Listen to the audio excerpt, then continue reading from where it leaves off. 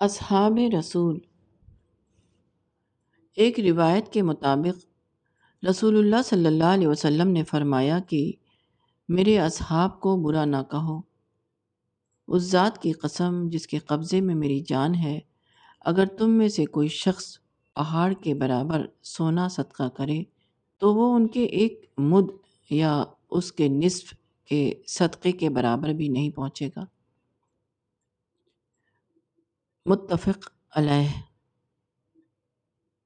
اصحاب رسول کی یہ عظمت کسی پراسرار تقدس کی بنا پر نہیں ہے، اس کی ایک معلوم اور معقول وجہ ہے، اور وہ وہی ہے جو قرآن میں واضح طور پر بتائی گئی ہے۔ یہ وجہ ہے فتح سے پہلے ایمان لانا اور قربانیاں دینا۔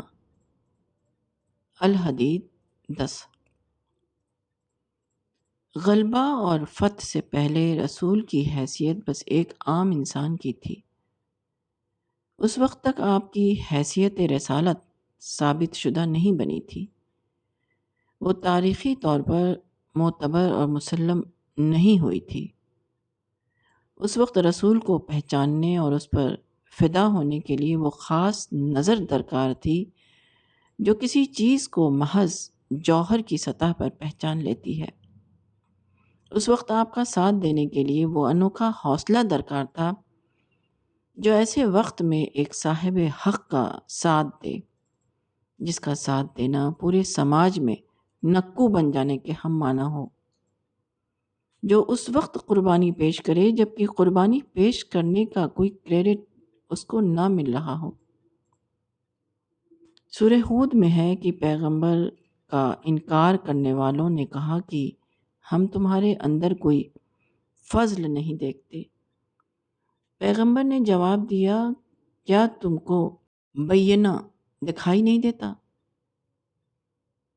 اس سے معلوم ہوتا ہے کہ وہ کیا چیز ہے جو ہر دور میں داعیان حق کو پہچاننے میں رکاوٹ بنتی رہی ہے۔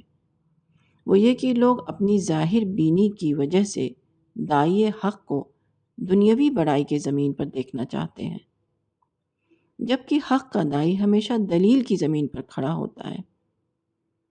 صحابہ تاریخ کے وہ نادر گروہ ہیں جنہوں نے پیغمبر کو اس وقت پہچانا جبکہ اس کی صداقت کو ثابت کرنے کے لیے نظری دلیل کے سوا اور کوئی چیز موجود نہ تھی۔